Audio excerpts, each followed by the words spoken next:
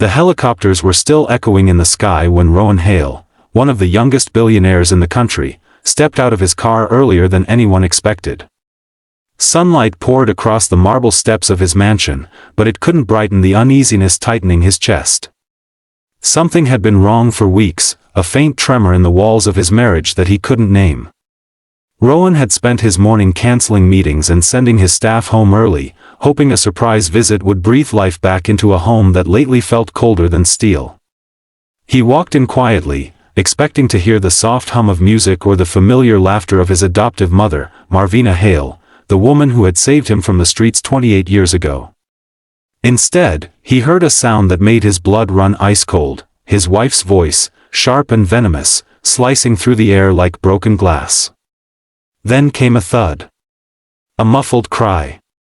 And the unmistakable trembling plea of the woman who had raised him. Rowan froze, heart hammering as he realized he was witnessing something he had never imagined possible, the person he trusted most hurting the person he loved most. That if you believe in kindness, loyalty, and second chances, please like, comment, share, and subscribe to Kindness Tales. Your support helps us bring more powerful stories to life. Rowan moved slowly, every step heavier than the last, as he followed the sounds into the sunlit dining room. The curtains were wide open, letting morning brightness paint the floor, but the scene he found inside drowned out every ray of warmth. His adoptive mother, Marvina, stood by the table clutching her wrist, her dark brown skin blotched with fresh redness. Across from her stood Elora, Rowan's elegantly dressed wife, her face twisted in a way he had never seen before. She looked almost unrecognizable, a storm of anger and disdain replacing the gentle woman Rowan once admired. The air felt thick, suffocating, as if the entire mansion held its breath. Elora's voice, once soft and soothing, came out hard as stone as she hissed, "You don't belong here. I'm tired of pretending. You're just a burden."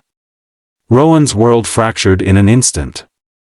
Marvina, the woman who had worked 3 jobs to feed him, who taught him how to dream, who prayed for him when he was lost, stood trembling under the cruelty of the woman he had married. Shock pinned Rowan in place as he saw his mother's eyes, full of pain but still refusing to break. She whispered, "I didn't mean to upset her, Rowan. I was only trying to clean the room." And in that moment, something inside Rowan ignited. A fury he had never known, a heartbreak that felt too heavy for his chest. He stepped forward, voice low but thunderous, and called out his wife's name. Elora spun around, eyes widening with panic, already searching for excuses. But Rowan wasn't listening. All he could see was Marvina's trembling hand and the fear she tried so hard to hide. The mansion seemed to shrink, its grand walls folding inward as Rowan processed what he'd just witnessed. Memories collided, Marvina walking him to school, teaching him patience, wiping his tears when he failed his college entry exam. And Elora, who had married into his life with grace and beauty, now stood before him, stripped of all the love she once claimed to have. Rowan guided his mother gently to a chair, kneeling beside her like a child again. His voice cracked as he asked if she was hurt, and Marvina, always protective, tried to smile, insisting she was fine. But her eyes betrayed her. Rowan knew she had endured more than one moment of cruelty. He realized he had been so absorbed in his work, in building empires and expanding investments, that he had missed the crumbling foundation right inside his home. As Marvina sat quietly, Rowan rose to face Elora.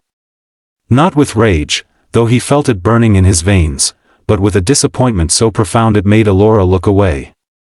She tried to explain, weaving excuses about stress, misunderstandings, and accidents, but her voice shook under Rowan's unreadable expression. He didn't interrupt. He simply watched her unravel. When she finally paused, Rowan asked her one question, "Why?" And the silence that followed was damning.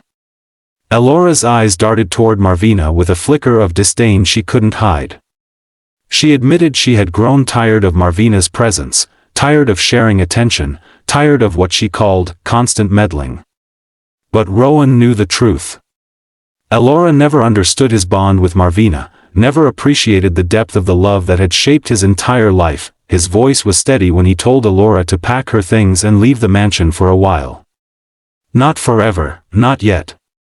Rowan believed in fairness, even when his heart was breaking. But he needed space, clarity, and above all, he needed to protect the woman who had given him everything. Elora stared at him, shocked, but she saw in Rowan's eyes that there was no room for argument. She left with hurried steps and trembling breaths, the slamming door echoing through the hollow halls of their fractured home. When silence settled, Rowan returned to Marvina, who was now staring at her hands, ashamed to be the reason for conflict. She apologized softly, even though she had done nothing wrong. Rowan's throat tightened as he took her hands gently, telling her she never needed to apologize for existing. He felt a wave of grief wash over him, grief for the blind trust he had placed in someone who didn't value what he valued most. Rowan brought Marvina into the garden, where daylight warmed the flowers she loved. He made tea for her, the way she used to make for him when nights were cold and hopeless. The roles had reversed, but the love remained unchanged. Over the next few days, Rowan rearranged his life. He moved his office home so he could spend more time with Marvina. He hired new staff who respected her. He brought in doctors who checked her wrist, ensuring she was physically fine, though Rowan knew emotional wounds sometimes ran deeper.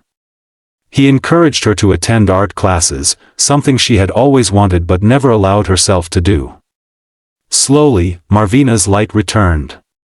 She began humming in the mornings again, smiling at the staff, watering her plants with renewed joy. As for Elora, she stayed away, sending messages that Rowan didn't respond to right away.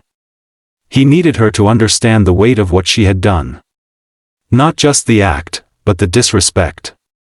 After weeks passed, Rowan finally agreed to meet her at a public cafe. Elora looked different, tired, anxious, remorseful. She apologized sincerely, breaking down as she described her own insecurities, her misplaced resentment, and her deep regret. Rowan listened carefully. He didn't hate her. But forgiveness wasn't a door that opened instantly.